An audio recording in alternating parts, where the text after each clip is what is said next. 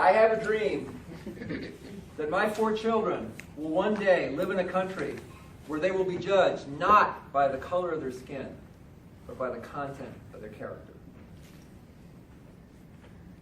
We all want to know where that's from, right? Martin Luther King's speech. You know, that was almost 50 years ago. Actually, it was over 50 years ago that speech was given. There's still so much work to be done today. But for me, whenever I hear that speech, and I think for millions of others, it's made a difference in our lives. It's inspired us. It certainly has inspired me to go out and make changes in my world, to try and improve things, to try to make things better for people. Dr. King was a leader, and the kind of leader that I would want to follow. If you think about it, have you ever known a leader who wasn't also a great communicator? Think about the best leaders that you know. Go ahead and shout out. Who would you say are some of the best leaders that you've ever known or ever heard of? Anybody? Dr. King, certainly one. Winston Churchill. Winston Churchill, Abraham Lincoln, maybe Mahatma Gandhi, Indira Gandhi, Kennedy, exactly. All these people, they had one thing in common. They all had a vision. They also knew how to communicate that vision to other people in a way that would make it stick. And so they were able to change their worlds. Well, today we're going to talk about 2 tools that will help you to communicate your message to people better. We're also going to have a Q&A session near the end. And so if you have a piece of paper or something, I would encourage you to go ahead and write down a question. Or Leanne told me that y'all really don't need a lot of encouragement to be interactive, which I think is awesome. But please feel free. Ask me any questions. I'd be glad to try to answer them, because I know I'm not going to cover everything. But I can promise, if you take these 2 tools that you're going to get today, your very next speech will be much better. And you'll be able to reach your audiences and change your world.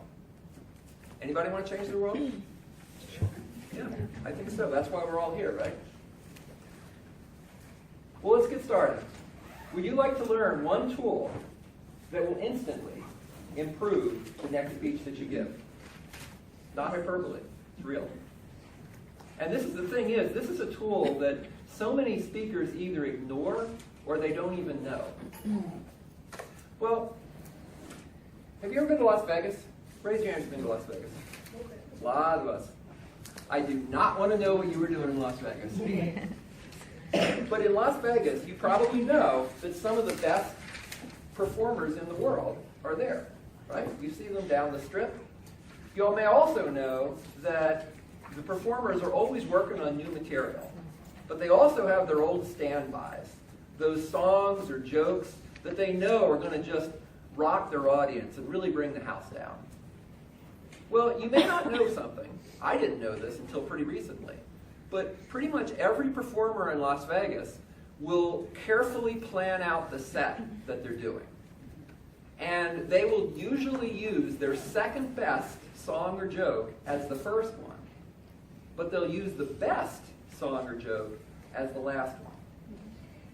That first song or joke really draws the audience in. It hooks them. That last one, it books them. It stores away the experience in their memory. And it's not only in Las Vegas. Think about the last concert that you went to. We've all been to concerts, I think. I bet you that the performers there did the exact same thing. Performers all over know to do this. They hook them and they book them. Hook them with that first one. You hear that song and you're like, oh man, I love this song. This is awesome. Then they book them with the last one. You walk out of there humming that song in your head. Anybody ever done that? Yes. Yes, all the time. Or that joke, you're repeating it to yourself and you're just chuckling about it. If anybody asks you, so what songs did they do? I bet those would be the first 2 that you think of.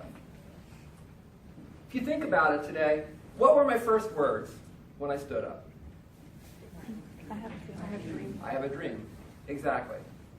Now, what if I had stood up first and said, good morning, I'm pleased to be with you today.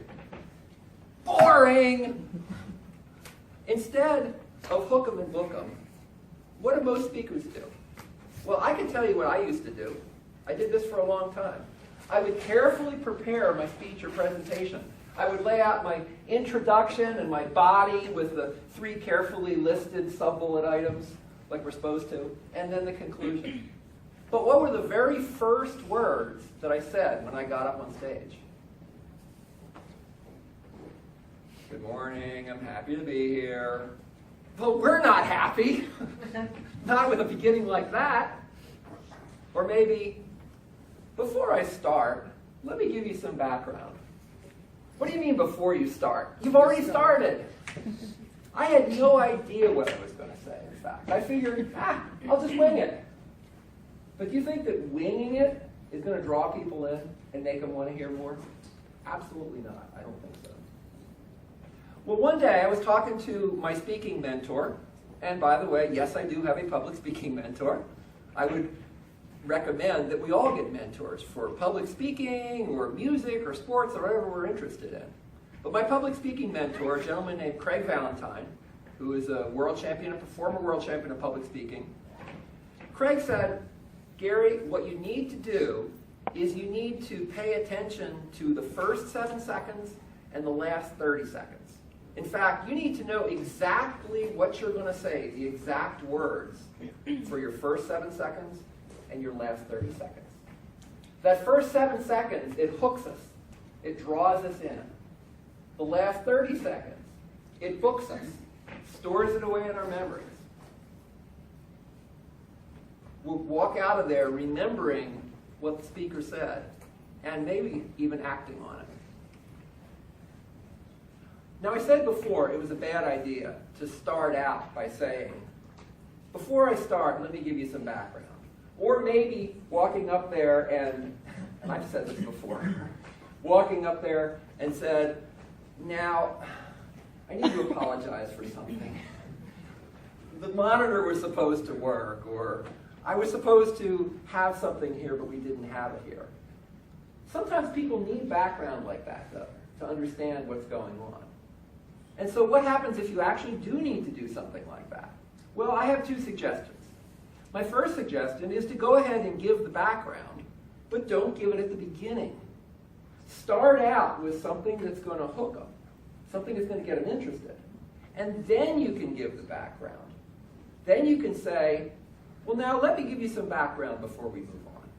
That way they'll get the information and they might actually be listening.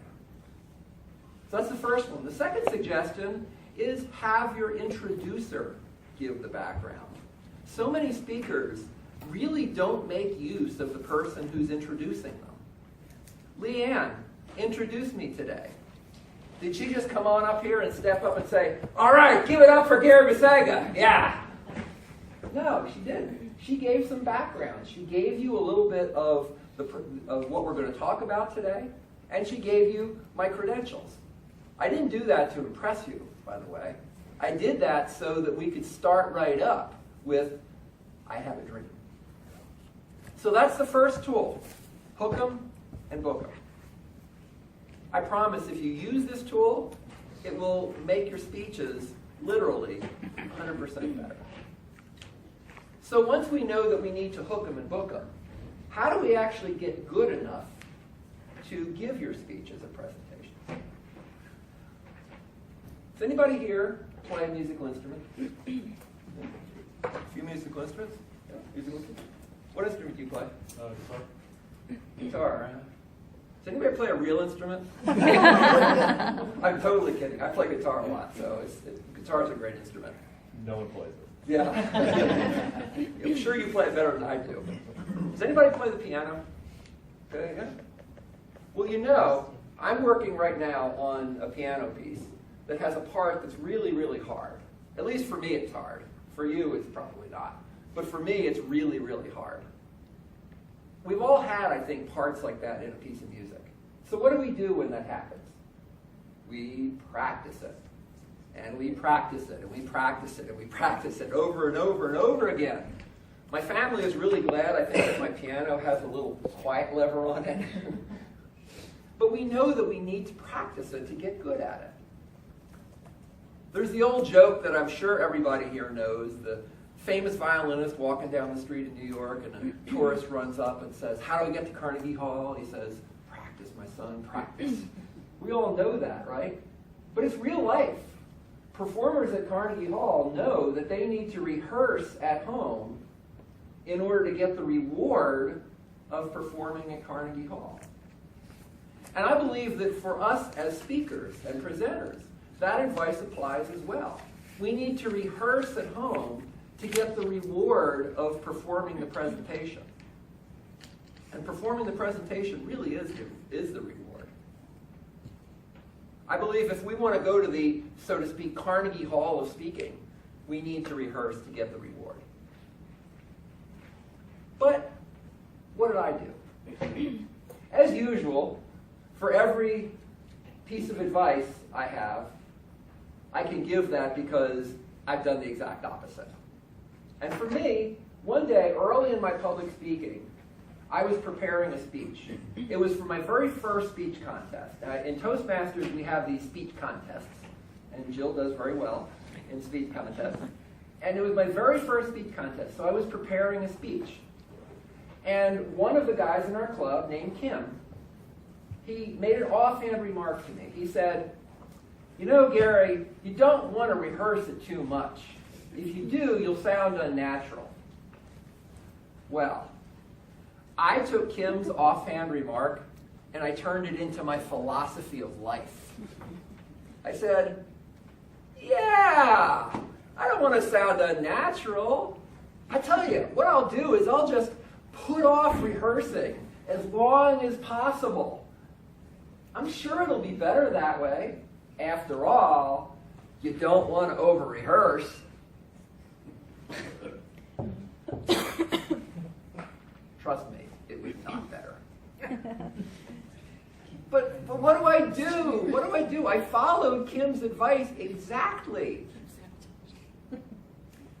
One day, I was listening to a podcast on public speaking.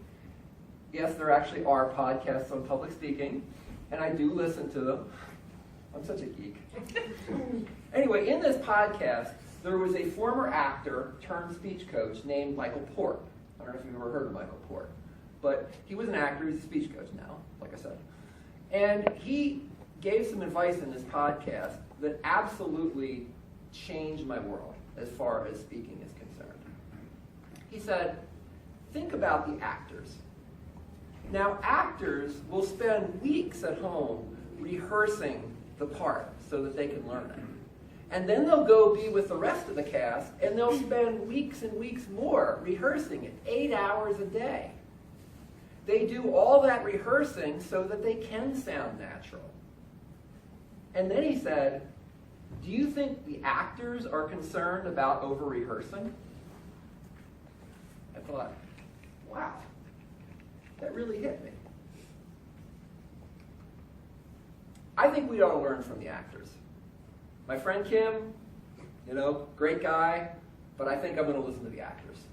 I think we need to do what they do, rehearse to get the reward. So what do I do now? Well, I still write out my speech. I still write out every word. Well, actually, I type it in.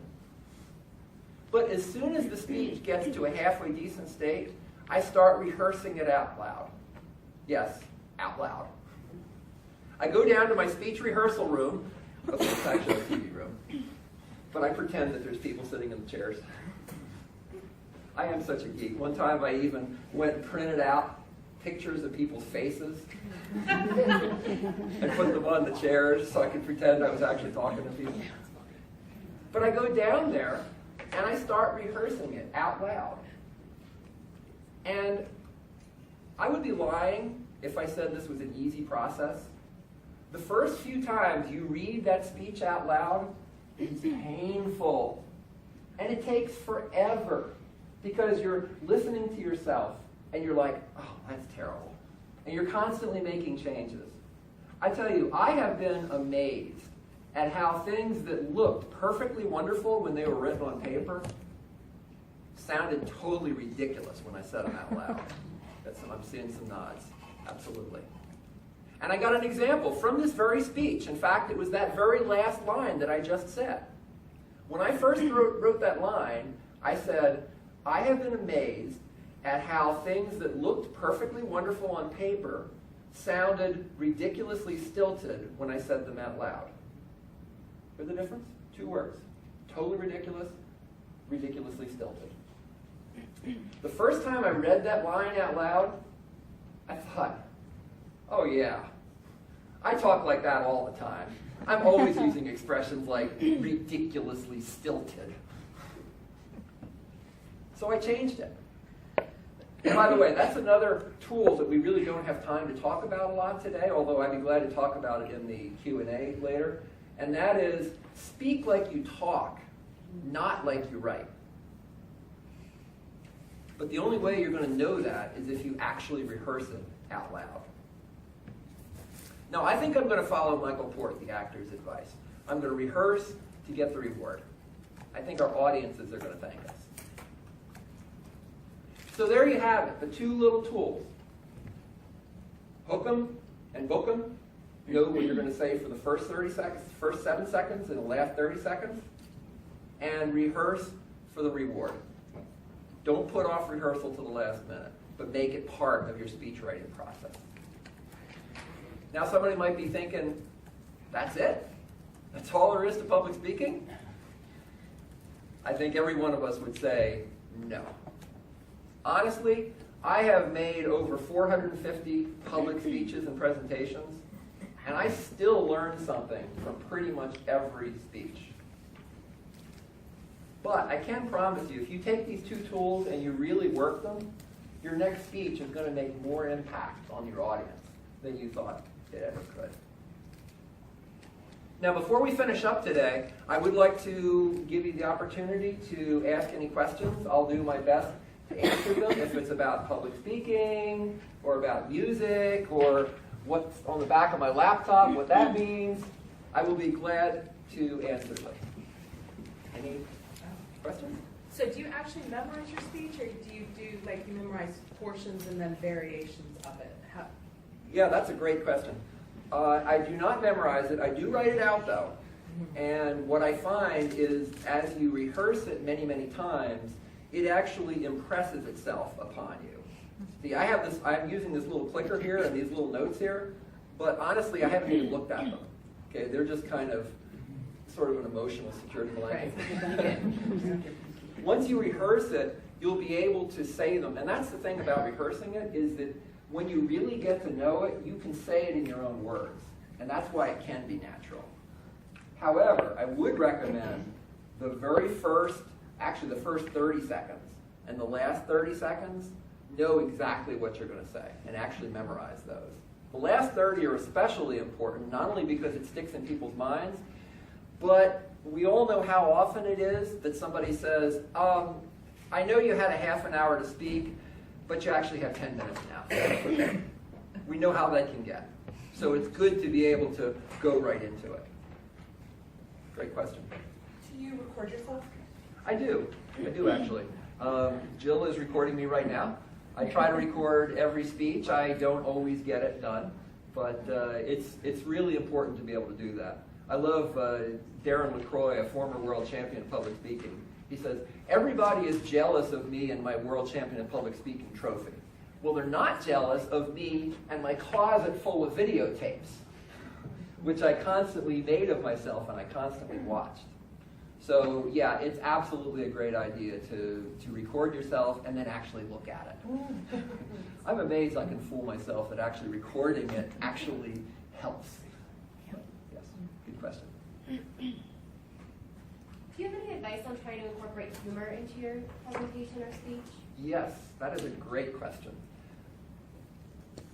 Probably, and I hope I don't insult anybody here, probably the worst advice I've ever heard on public speaking, actually the worst advice I've ever heard on public speaking is imagine your audience in their underwear.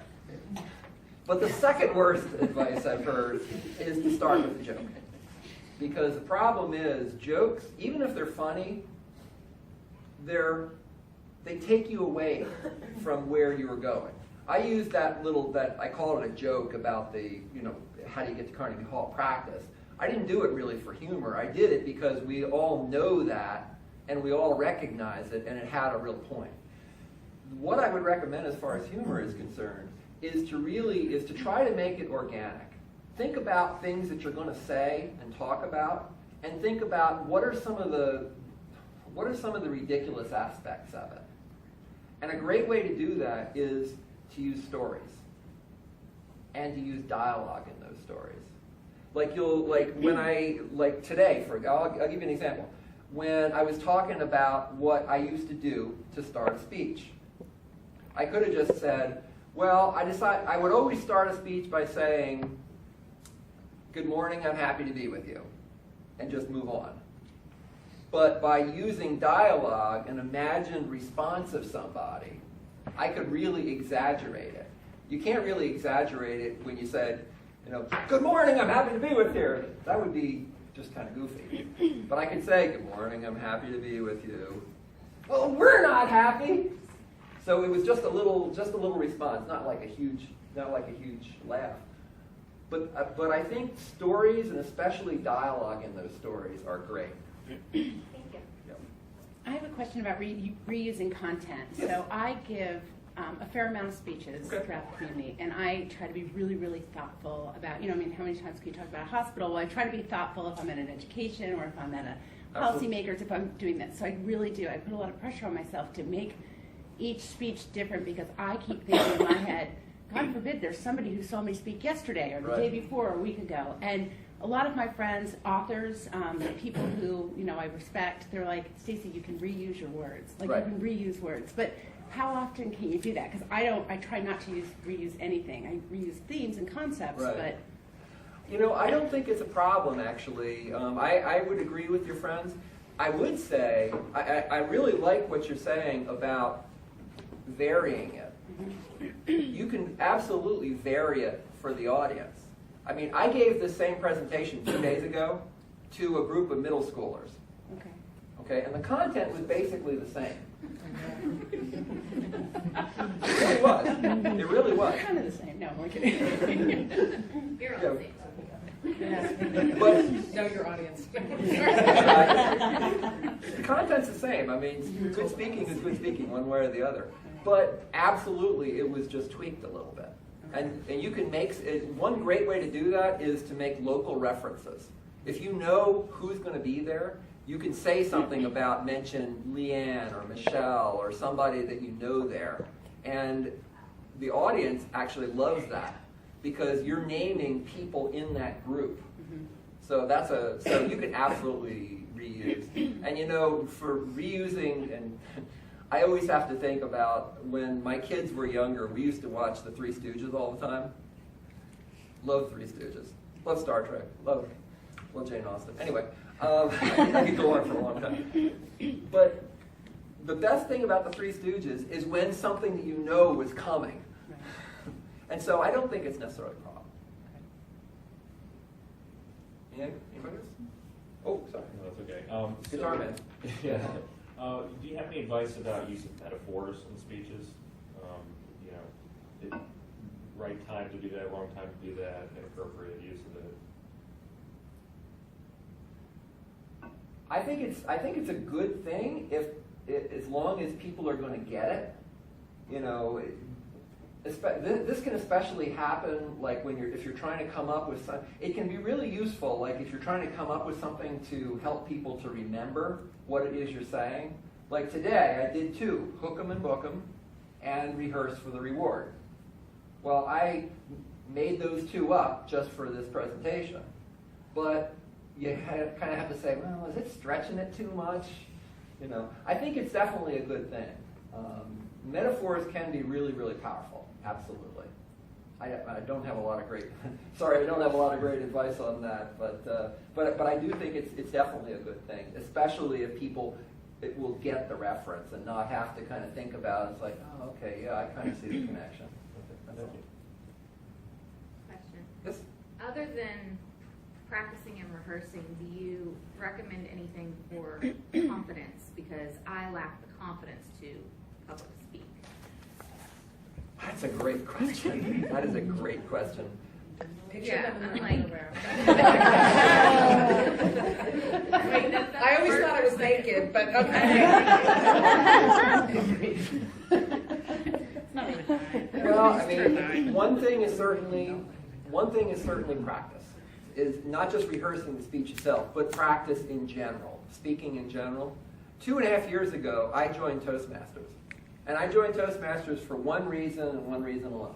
And that is to get more stage time. Okay, stage time is what really will do it for you. In fact, I have a motto, and I tell people at my office this. I tell them, I will never, ever turn down stage time.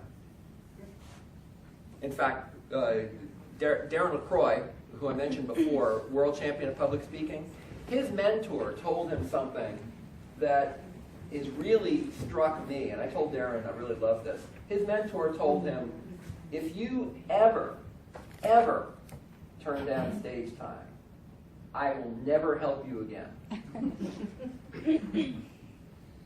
Wow. Now, I don't say that to the people that I mentor. Did I ever say that to you, Michelle? No. Okay.